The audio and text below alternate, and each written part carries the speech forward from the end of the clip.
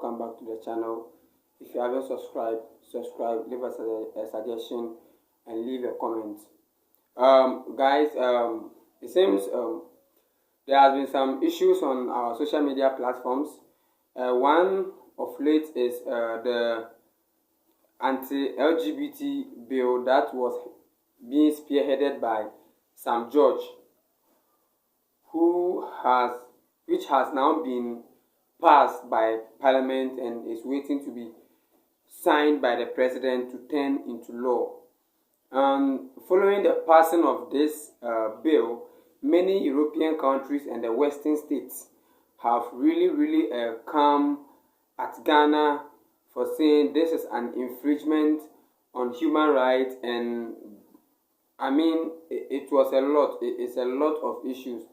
But I say, as an African, if I'm not being discriminatory, if I am someone who is to be fair, the Western way of life and the African way of life is very different in terms of culture. You see, in Africa here, culture is the basis of our ethnicity. Culture is the basis of our life.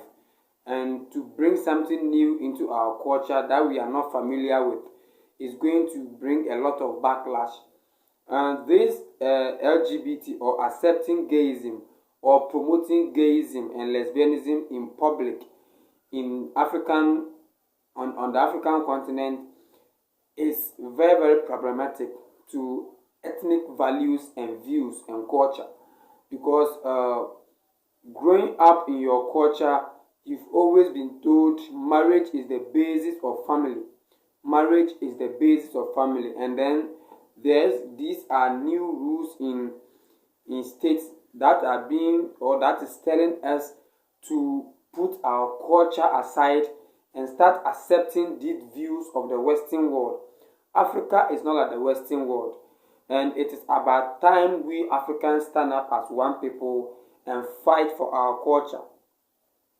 I think the Western way of life is overtaking our culture, and that is very disturbing. For instance, in an African traditional area, one of the cultural aspects of it is polygamy. Meanwhile, Western states find it very disturbing and unlawful. Yet they criticize against it. But here lies, we also are saying that lesbianism and gayism is not part of our culture. We find it difficult to assimilate it into our culture, so we don't like it. It is like you are offering someone food to eat, and that person is telling you, I don't like this food, and you are telling me I am disrespecting someone's cooking. No, the person does not like that fruit or the food you are giving him. It's either you change the food or you give it to another person else. Ghanaians say we don't want the gayism and lesbianism in our culture. You see, it is different. You see, practicing gayism in your household that no one knows, but you see, legitimizing it to be like it is not a national thing. Someone can move around freely and go around and say, okay, I am gay. It's disturbing, man. Like it doesn't help. It doesn't help the African culture, and we need to sustain our culture. If people think changing your culture is going to change your personality, I think that they've had it all wrong. So maintaining your culture maintains the kind of people you are, and not supporting this LGBT thing prove the kind of people we are. We don't want to spoil the natural order of things. God made a man, and God made a female. When God wanted someone to partner Adam, even marriage is something, opposite sex marriage, female and male marriage is something biblically or Quranically or whatever, is something that is established by God. Because when God even created Adam in the Garden of Eden, and then he saw that Adam needed a partner, God could have opted to create another male for Adam as a partner.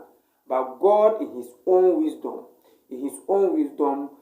created Eve, who is a female, for Adam. And then we are here, and then we want to tell us, we are trying to tell God, I don't know what we think, that whether God made a mistake or what God...